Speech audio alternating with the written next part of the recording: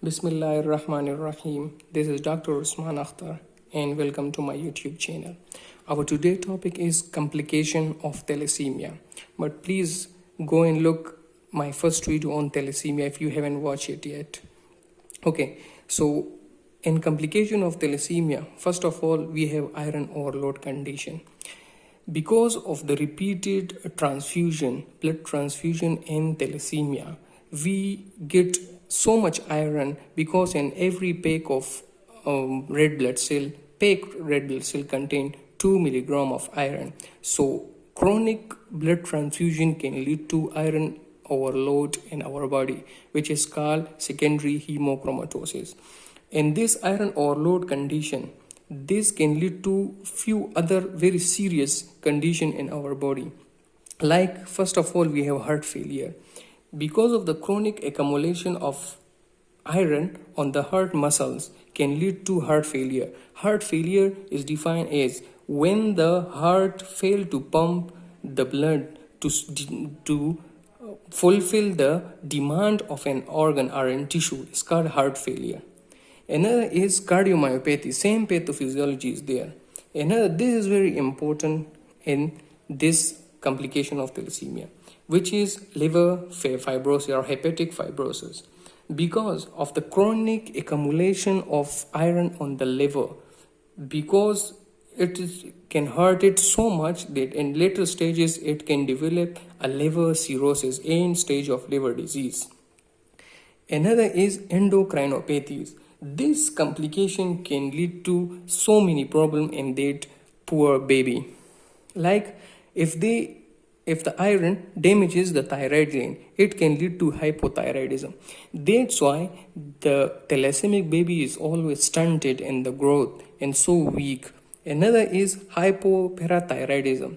Because of this, the patient faces hypocalcemia, and the thalasemic baby faces so many complaints of tetany, which is carbopedal spasm. Another is if the iron damages the pancreas because of the chronic accumulation or deposition of iron on the pancreas, can lead to destruction of beta cells of Langerhans, and that can lead to diabetes mellitus. Another is hypogonadism, and because of this feature, the thalassemic baby get very late puberty. On second of the list is bone diseases. This is very important to understand. Like because the medulla is mainly responsible for the erythropoiesis, and because of the fact that thalasemic baby having excessive erythropoiesis because of the ineffective erythropoiesis, that whenever we look at the bone marrow studies in the thalasemic babies, we find the erythroid hyperplasia. So because of the medulla hyperplasia, the cortex become very thin and the bone can get very weakened. This is called osteopenia, and because of osteopenia and osteoporosis, the baby faces many pathological fractures.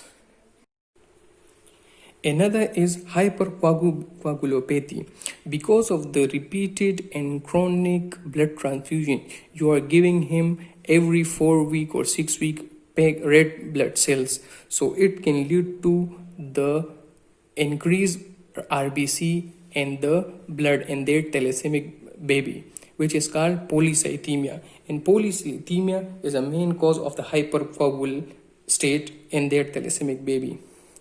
And because of this hypercoagulopathy or hypercoagulable state, it can lead to pulmonary embolism or stroke or deep vein thrombosis, DVT. And these are very lethal and severe complication of iron overload condition, or we can say the complication of thalassemia. This is extremely important point to understand. Infections are very commonly seen in thalasemic babies. And among that infection, one is HBV and HCV, hepatitis B virus and hepatitis C virus.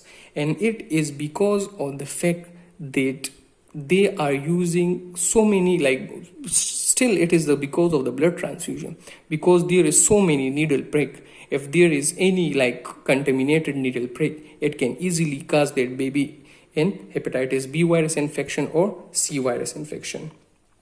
Another is important, this is very important from the clinical, or I should say from the exam point of view, because I have seen so many MCQs on this Yersinia enterocolitis. Like so many MCQs, like they say that which bacteria favors the iron overload condition, or they may ask like this, that which bacteria infection is common in thalasemic babies. So it is Yersinia enterocolitis. Whenever there is increased iron in our body, there is high chance of infection with Yersinia enterocolitis. So remember this point for your MCQs. The last one is rejection. Like if you are giving continuously blood transfusions, so it is a high possibility that one time or like many times you can face a rejection, and then it can lead to severe hemolysis. Thank you so much.